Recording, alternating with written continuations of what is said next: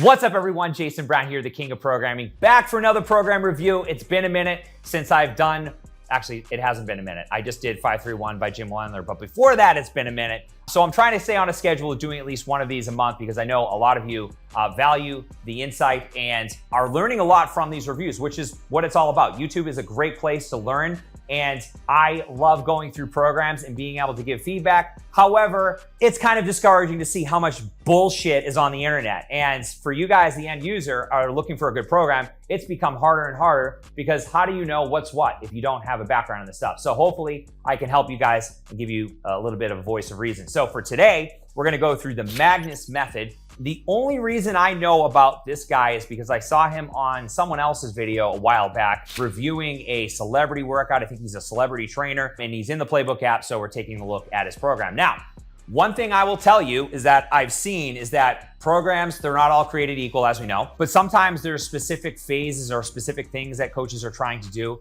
And I'll be honest with you, I don't have all day to research this stuff. So I'm trying to pick something that we can look at at face value and really understand whether or not it is a good way to start or just a good program overall. So when I look at a program, I look at the basic things, fundamentals, exercise selection, exercise order, sets, reps, and rest intervals, conditioning, what types of conditioning. Is there a clear intent to what is in that program, and is it clear to the end user? And of course, if it's not, then we have to ask some questions. Now, usually it's pretty black or white with these reviews where it's like, okay, this is just an inordinate amount of volume. It is overkill. We are doing way too much. We are smoking people, putting them in a position where they could potentially get hurt or worse. And that is something that we need to point out and basically poke some holes in, because at the end of the day, the human body is not a gumball machine where you put a quarter in and you get a gumball out every time. There is a point of diminishing returns. In training smarter and using more quality over quantity is the best way to go. If it was as simple as just doing more, you guys wouldn't need me. You wouldn't need to watch these videos. You wouldn't need my programs or anyone's programs. You could just go to the gym and just do everything and be good. You know that that is not the case. So without further ado, let's get right into it. Now, in this app, I've chosen his 7-day trial program because for me, someone that has never seen this individual's programs, I want to think about what is the best place to start. What is someone that has never been in my world, what are they going to see first, and how are they going to make sense of that? So I think starting with a program that is a 7-day free trial makes sense. And I think that the fact that he has this is a really nice feature. I think having some type of onboarding or on-ramp, if you will, where we're starting in a strategic place and kind of building someone up makes a lot of sense. But let's see how he does it. So this program is set up in a traditional body part split. We have a leg day, a chest day, a back and rear delt day, arms and outside delts, and then a cardio day. And then that cycle starts over where we go back to the beginning. Without further ado, let's jump right in to seeing what's here. Day one, we've got a treadmill warm up, a treadmill sprint, and then we've got some squatting with a barbell, squatting with a kettlebell, a superset of leg extension and hamstring curl, and then some air squat, lateral side shuffle, and then some abdominal work with a plank. Now, based on face value here, I don't think there's really anything wrong. The exercise order is okay. The treadmill sprint doing a 30-30. I'm guessing he's just doing that more as a potentiation tool for the nervous system, for the central nervous system to get him prepared and to drive more fight or flight prior to training. But there are other ways to do that that are better. In my mind, using some plyometrics would be a better way to go, where we have some quick explosive bouts of work followed by, a quick bout, maybe 60 seconds of rest. It's a great way to drive the sympathetic nervous system prior to a training session before we get into some squatting work. Now, barbell back squat, we've got 3 sets of 10. And in this case, it's not saying whether or not we're building. I'm assuming we're building. Wow, I just saw his demo video. Weird, kind of a weird looking squat, but again, I'm not here to pick apart anyone's technique. 2 minutes rest, definitely enough rest depending on how high you're going as far as loading. If you're building to somewhere around a 10 RM, then obviously we're gonna wanna creep that up more towards the 3-minute range. But overall, I don't really have any issue with this. Now, I would say that the back squat for most people in an intro program might not be a good fit. Now, if you're someone that's advanced, knows the foundational movement patterns, has squatted with a barbell, then maybe it's no issue. But I do tend to see that the back squat is one of those movements that tends to have issues for people in terms of getting into good position as far as the shoulder joint is concerned, and also executing it with great technique. So there's definitely some questions to ask there. But I don't know who's this guy's avatar is, who his ideal client is. So maybe that's a good fit for them. So I'm not going to judge it based on that. But what's here as far as just the program design, I think it's okay. Now, we go into goblet squat. We've got 3 sets of 12 with 60 seconds rest. I don't really have any issue with that. I think that's perfectly fine. And then we go into a superset of 4 rounds of essentially anterior, posterior. We got leg extension, leg curl. Again, perfectly fine to do, resting 90 seconds between that superset. And then it appears that we've got some finisher work, if you will, of an air squat and some lateral side shuffle. I actually kind of like that. I like doing some frontal plane work as opposed to just doing all sagittal plane. So I think that's a pretty good way to do it. I don't have any issue with that. And, you know, obviously it doesn't require any equipment, which is great. And then we end with some cat plank, which, to be honest, I'm not entirely familiar with. Oh, so hopefully you guys can see what I see here. He's in basically a high plank position, and hence the name cat plank. 2 sets of 30 seconds. Overall, not a terrible day. You guys have seen some of the reviews that I've done in the past. If you haven't, I would recommend you check out some of those because they're just like off the rails where you're like, holy shit, what did I just do? That's not the case for this session. So I'm actually kind of pleasantly surprised. So let's move on and see what we have next. Okay, so that was day 1, our leg day. Day 2 is our chest day. And we've got a similar theme here. Now, in the past, I've mentioned similar theme. What does that mean? Well, that means that the end user is going to be comfortable with the structure, with how the program is delivered. If there's a similar amount of exercise, or there's similar warm-up or a similar potentiation drill, which in this case, he's using the sprinting. Again, just this time it's done on an air bike, which again, I like. 90-90 is a longer amount of work to do prior to doing some strength training. I'm not sure I understand the logic of that. 90 seconds, what does that mean? Well, we're resting 90 seconds, so it's 1-to-1. It's certainly going to be highly anaerobic, more towards glycolytic system as far as more capacity of that system. But doing it for 2 sets, I'm guessing, again, is more of a potentiation drill. And what I would recommend is using some plyometrics to do that. And especially on an upper body day, we could do something like a plyo push-up, a band-assisted plyo push-up, a med ball chest press, some type of rotational press, like landmine rotation press. A lot of great ways to go with that. And again, based on how this is structured and based on how the previous day was structured, that's what my guess is. Now, we go into some barbell bench press. Same scheme, 3 sets of 10. People demonize 3 sets of 10 reps. They think it's like lazy programming. I think it's great programming when it's done with clear intent. And if the intent is just to give someone exposure to a foundational movement pattern and be able to maybe just work with one load across all 3 of those work sets, then I think it's perfectly fine. 30 total reps, definitely a great way to facilitate some muscular hypertrophy. Clearly, there are many things to consider, though, in terms of what the overall objective is as far as qualities of fitness. So we're not here to go through each quality and figure out what is trying to happen, but we're really trying to zero in on what is happening within this day of programming and how it relates to this program as a whole. So overall, I think that's perfectly fine. He's got 2 minutes of rest again, which again, I like. I think that's a nice amount of time as far as being able to build across 3 sets, or maybe even use one workload and use 2 minutes between sets. That's gonna give you enough rest.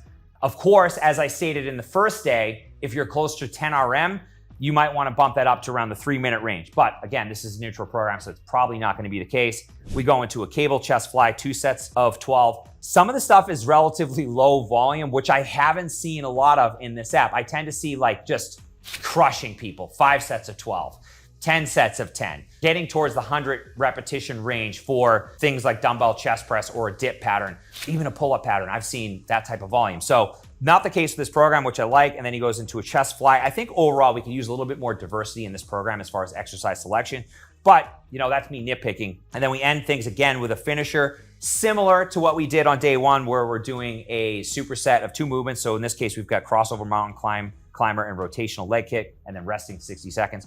So overall, it's not a terrible day. I think there's some things we could do potentially better. But, you know, again, if I'm coming into this guy's world and I'm doing this program for the first time and this is what I'm getting exposed to, some people might do this and be like, well, this isn't enough to get better. I will tell you, if you do this style of training with maximal intent, you can certainly get better. You don't need to do an inordinate amount of volume to get better. And as I said, it's not about doing more, it's about doing it better. So let's move on. All right, guys, if you made it this far in the video, I really appreciate having you here and subscribing to my content. If any of this information resonates with you and you want more free value, I would love the chance to support you on my weekly newsletter. We put out a ton of free content. Myself and my wife, Danny, put this out. We write it every single week to curate a ton of great stuff for you guys. The link is in the show notes, and we'll see you on the inside. Let's go on to day 3. So this is back and rear delt. So just to recap, we did a leg day, which was pretty balanced, but probably a little bit more heavy on anterior, more squatting. And obviously we had a back squat, which has a huge reliance on the posterior chain. But overall, we had more of a squat emphasis day, if you will, on Monday. Tuesday being more of a press upper body day. And then we're going into more posterior on Wednesday, which I like. I think in the semblance of this program, it makes sense. And he's got a very similar theme. Again, we've got some treadmill sprint as our potentiation factor, if you will. And then we're going into pull-ups.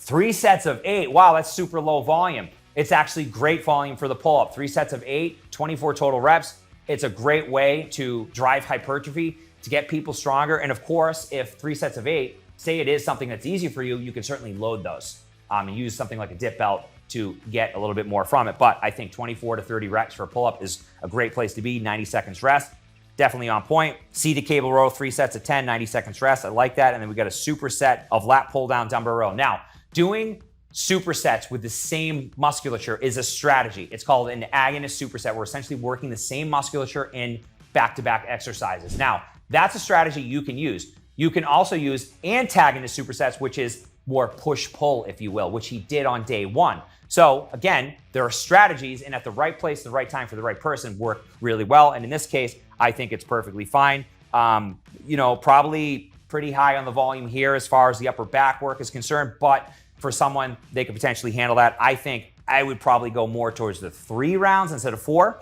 So 45 total reps for a lat pull down, I think would probably be a better place to go. But again, that's me nitpicking. And then we've got another superset to end here, straight arm pull down, high row, and then we've got some abdominal work with a hollow hold. Now, we've got more anti-extension based work in this program thus far. So I haven't seen any side bending or resisting side bending, so anti-lateral flexion or even rotation. So those are things that we might want to consider. But let's move on and see what we've got here. I think overall, this is a pretty decent program. And actually, guys, I didn't look at this program ahead of time, mainly because I've been super busy and not to sit here and make excuses. But when I do the reviews, I've had criticism that I don't do enough homework, which is certainly a criticism that I'm happy to take. And number 2, I want to be authentic and real and show you what I'm seeing, what you could potentially be seeing as the end user. I don't think many people have time to research and do all this extra stuff, which if you are looking for a new program, that's something you should potentially do. But me sitting here and trying to give you face value of what I see is very important to me. So,